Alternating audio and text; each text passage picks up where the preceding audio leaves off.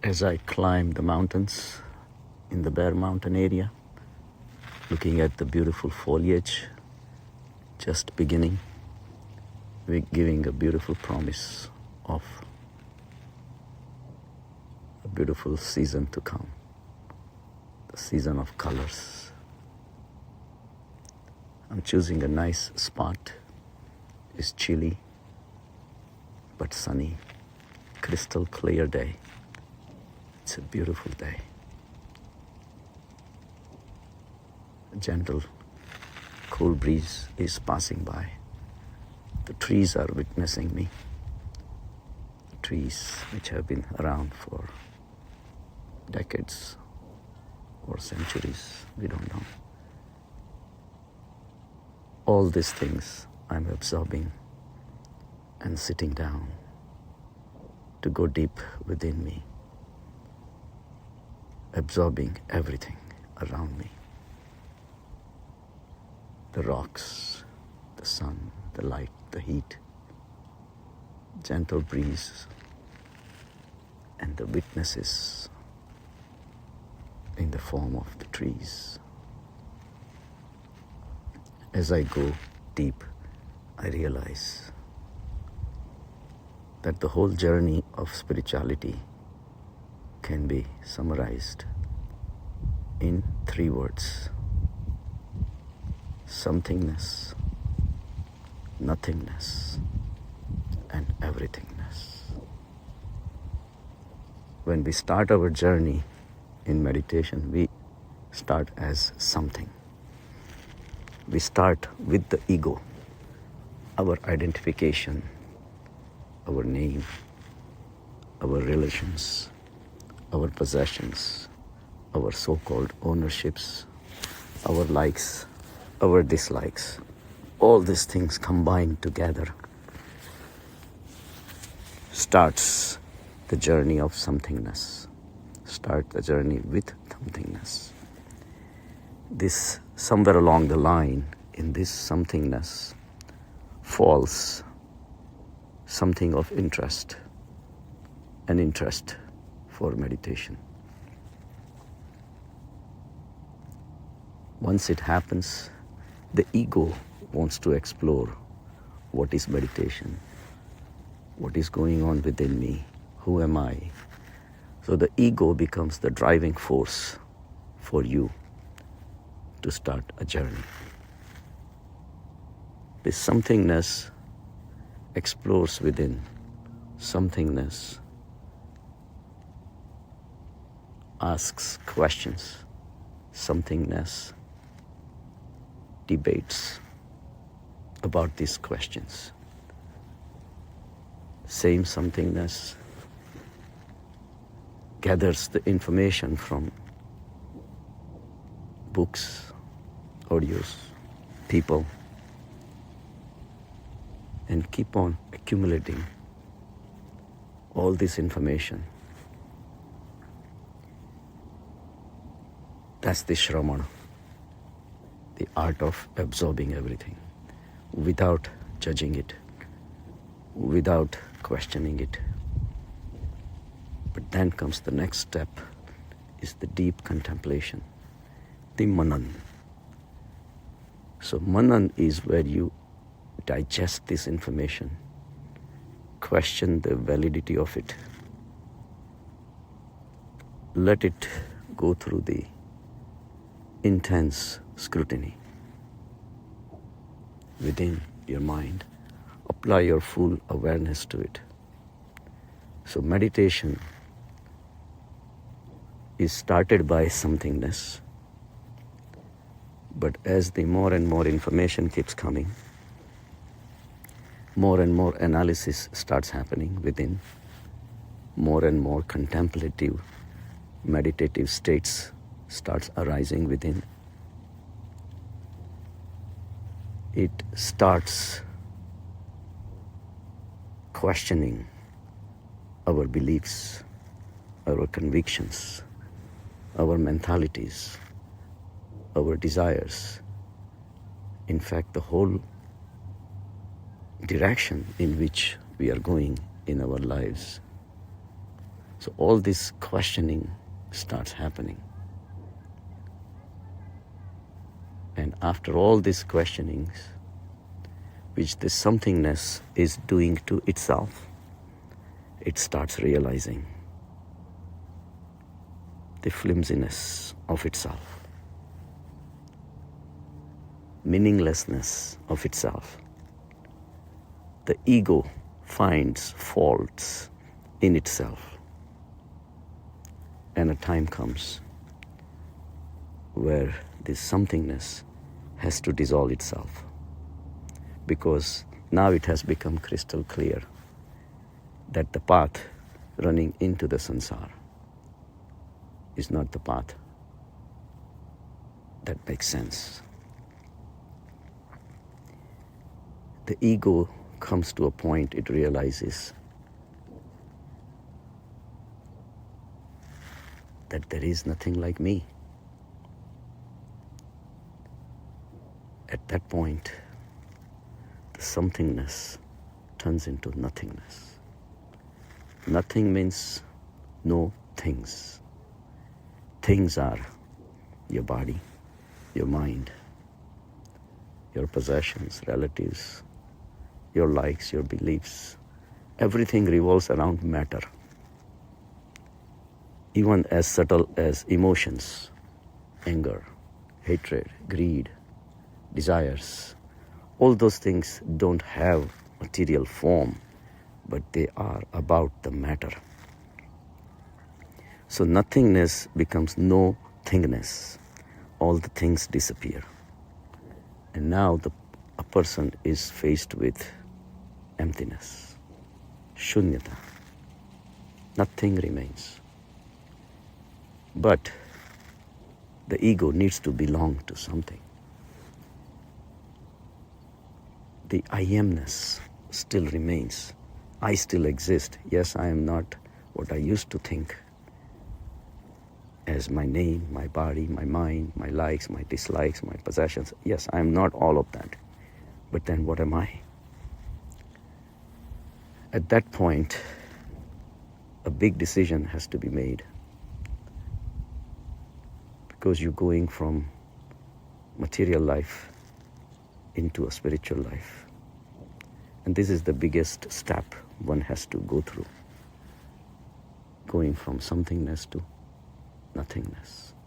And it's very painful after possessing so many things, so many relationships, so many empire built up based on your ownerships, accumulations. All these things is tough to give up, not physically, mentally. It's very difficult to accept that these things are not mine, these people are not mine, this body is not mine, this mind is not mine. So this is where a major transition takes place. And ultimately, one has to choose one or the other.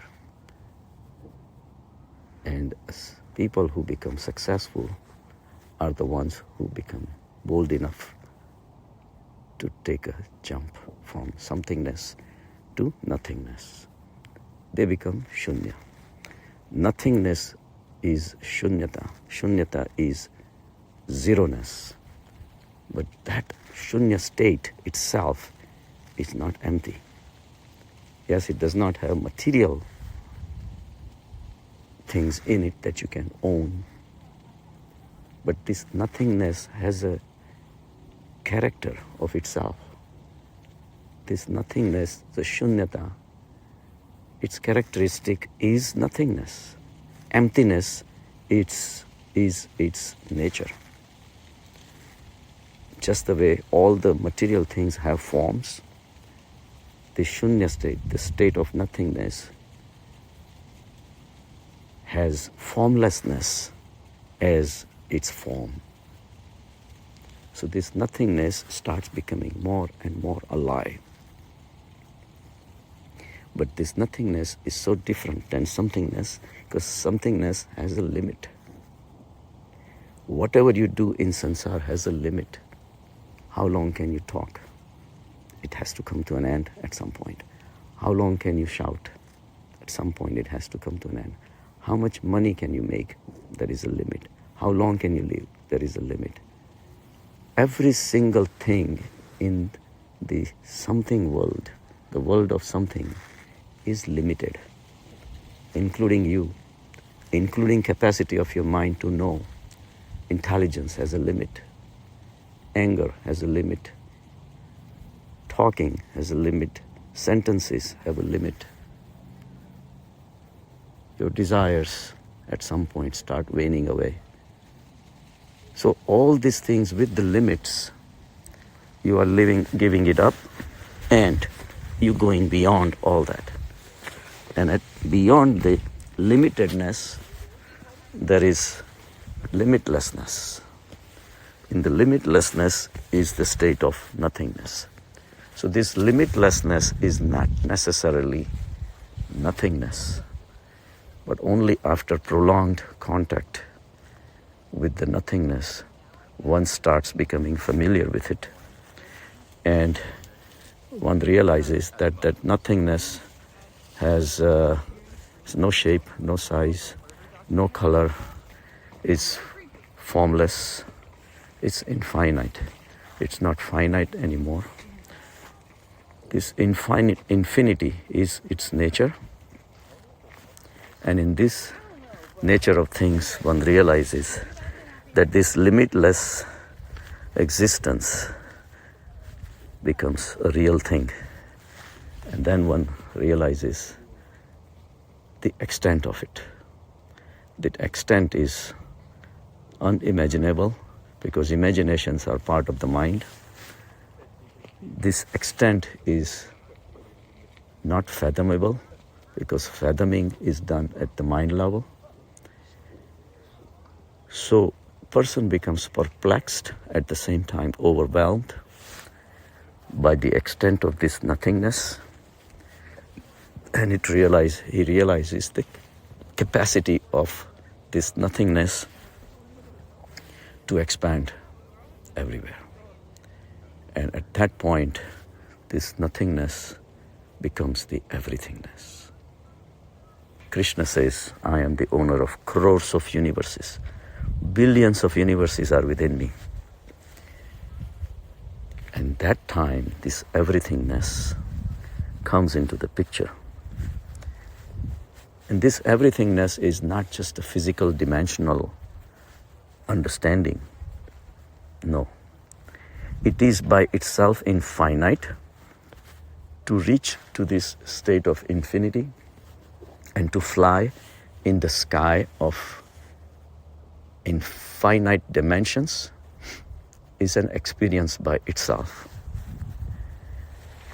But it comes with its own obligations, at the same time experiences, its own characteristics, its own set of byproducts, and the whole world changes for the one who experiences the everythingness. Everythingness is a very unexplainable state where everything is hidden within. Just like in a seed, a tree is hidden as a potential. In the due time, the tree comes out. So all along in the seed, the potentiality of the tree was hiding. You open the seed, you don't see anything. Same way, this everythingness hides the potentialities for everything. Everything is hidden as a potential within this state of everythingness. And in this state, one can remain just by realizing these potentialities. And in these potentialities are not countable, they are beyond counting. So there are infinite potentialities are hiding in this state. And when that realization starts happening, one starts realizing that everything around me is within me. if you go on a hike and you see a tree, in this omnipotent state of everythingness, you have capacity to experience this characteristic of a tree. If you see a tree, the strength of the tree is in you. If you see a flower, the beauty of the flower is within you. The delicateness of the flower is within you. You walk, you sit on a rock. Morning. How are you? You good? Okay. The rock, there are people passing by. The strength of the rock is you. The supporting soil that you are walking on, the soil that bears your weight, it allows you to walk for miles and miles. It nurtures you. All this benevolence is you. The sun, you look at the sun and you become the sun. You develop a capacity to be within everything. All of a sudden, you have a new eyes, the eyes of consciousness, the eyes of awareness, the eyes which spring from this omnipotent state. This omnipotent state is where you have potential to become anything. You also feel connected with everything that you see, touch, smell, because that world that you can perceive by your senses is very limited world. But the world that you can sense with the help of consciousness is beyond this world of senses. The world of senses is included in this infinite world of everythingness. And when that happens, you feel closeness to everything and everyone. All of a sudden, your outlook for the world changes. If you see a fish out of the water who is struggling for the last breaths of its life, as Buddha said, you look at that fish and feel the suffering. As an individual, you will say that's crazy, because at a somethingness level, you are you and fish is fish. But when you really touch the bottom of your meditative state and you experience this everythingness, in this state you feel the suffering of that fish. You feel compassion, karuna, all these beautiful characteristics of this state starts coming out. Universal love, friendship for all, hatred for none. So this is the journey a spiritual sadhak will take, and if remains vigilant and continuously occupied with that state, with a very, very regular practice, one, as he goes deeper and deeper and deeper, can go beyond something into nothing and into everything. Have a good day.